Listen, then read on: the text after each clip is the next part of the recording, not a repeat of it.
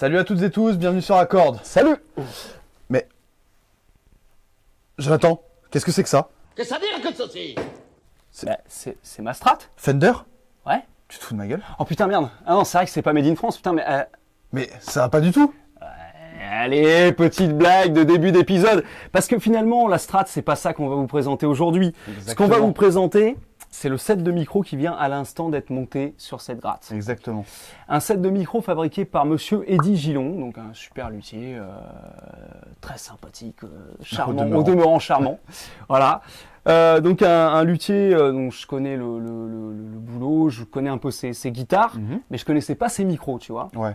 Donc on s'est eu au téléphone, il m'a dit je t'envoie un set, donc il a 2 sets pour Strat, il a un set 50, c'est celui qu'on vous présente, et un set 70, plus typé, Hendrix, tout ça, voilà. Et donc là aujourd'hui, avec l'aide de notre luthier, Luthier maison. international, notre luthier maison, Laurent Le Tourneau, on a monté ces micros sur la gratte, et l'idée c'est de faire un petit comparatif avant-après. Exactement. Voilà.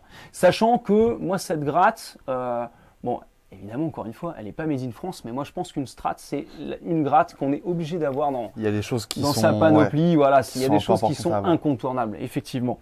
Donc, elle n'est pas made in France, mais... Après, ceci étant dit, tu as des très bons luthiers qui font des répliques qui font des made in répliques France. de Strat Que qui ce sont soit une Strat Fender ou une Strat d'une autre marque, en fait, une Strat, c'est une Strat à un moment. Une Strat, voilà. c'est une Strat. Les micros voilà. s'adapteront dessus, très bien, il n'y a aucun problème. Quoi. Exactement.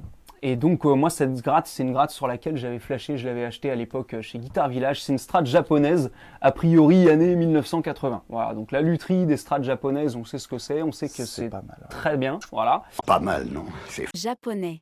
Mais que souvent, au niveau de l'électronique, il peut y avoir des choses un peu cheap.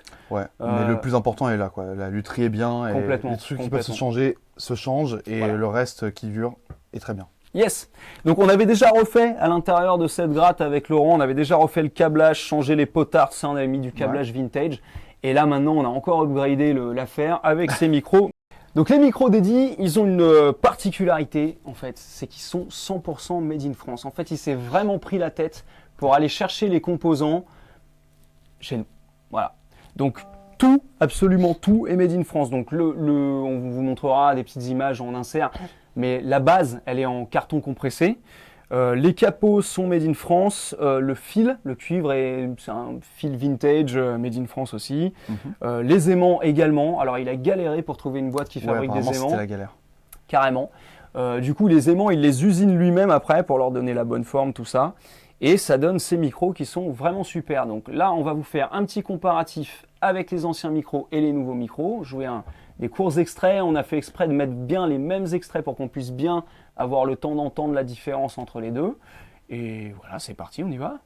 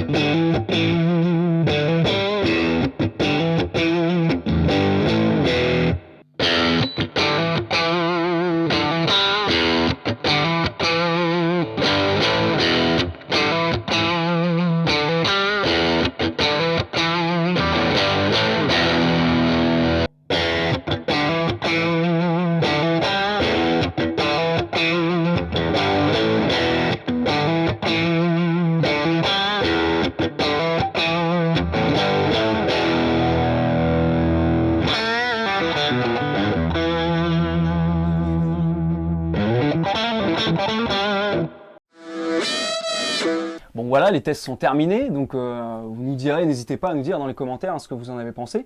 Toi, mon petit Léo, qu'est-ce que tu en as pensé de tout ça? Bah, ce que j'en ai pensé, bon, déjà, on est sur une très bonne qualité de micro, clairement. Ce que j'ai pensé, c'est que ça coupe un petit peu les aigus dans le spectre de la guitare, légèrement en fait, des trucs qui sont pas forcément très, très utiles.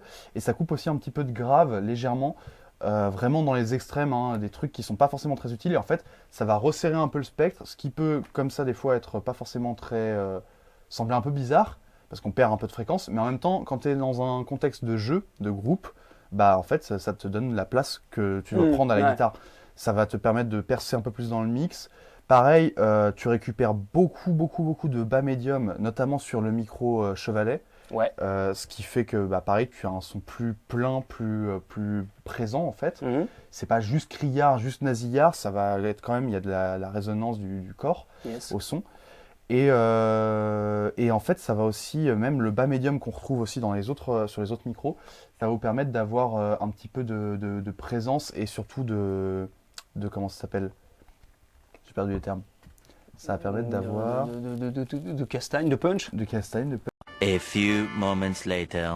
de définition. Oui, de définition. Voilà, ça va vous permettre d'avoir un petit peu plus de définition, ce bas médium sur les autres micros aussi. En fait, votre son va être un peu plus limpide, va être un peu plus clair, pas boueux justement, contrairement à ce qu'on peut avoir. Moi, c'est ça le truc, tu vois, avant sur les anciens micros. Bon, j'adorais le son de la gratte avec les anciens micros. J'avais vraiment flashé sur cette gratte de toute façon. Mais là, justement, comme tu disais, les aigus qui des fois pouvaient être un peu dérangeants, si j'étais sur un ampli qui avait déjà tendance à être un peu bright, ça pouvait un peu faire saigner ça commence à être vraiment tapant. Là, ça atténue un petit peu ce truc-là, mais on garde quand même le côté bright d'une Strat, parce que Strat, voilà, c'est pas... Ça reste un son, c'est ça qui est bien aussi, c'est que ça reste un son Strat. Ça respecte très bien le son de la Strat en fait. C'est vraiment, il y a certains kits de micro Strat, ils n'ont de Strat que l'esthétique. Tu les branches sur une Strat, c'est plus une Strat, ça sonne plus comme une Strat. Là, on garde vraiment les caractéristiques d'une Strat, c'est ça que je voulais surtout pas perdre le son naturel de la gratte. Mais en même temps, effectivement, le son il est un peu moins boueux, il gagne un peu en précision. Et moi, j'ai vraiment kiffé, quoi. Ouais, c'est vraiment cool, franchement, le son est top. Voilà, Eddie Gilong, il y a des kits, deux kits différents donc pour les strats. Donc celui-là c'est le 50, il fait un set 70 aussi, plus typé Hendrix en gros. Et il fait pas que ça, alors il s'est restreint un petit peu au niveau des micros qu'il produit, il a pas envie de faire de trop partir dans tous les sens, mais donc il y a des PAF, des P90, je crois qu'il fait des sets de télé et strat, voilà. Donc il reste sur le classique. Et en tout cas, c'est très bien fait. Et nous, on a vraiment apprécié l'initiative de chercher, de se prendre la tête à chercher les composants et de trouver que du Made in France. C'est encore plus raccord avec ce qu'on fait sur cette chaîne. Et donc, on a largement apprécié. Ouais, tout à fait. Est-ce que tu nous ferais pas une petite outro de derrière les fagots pour terminer cette session? Je vais te donner la guitare et je vais même te laisser la place, mon gars, parce que on est comme ça. Et puis voilà. Et puis, m'emmerde pas. Tiens.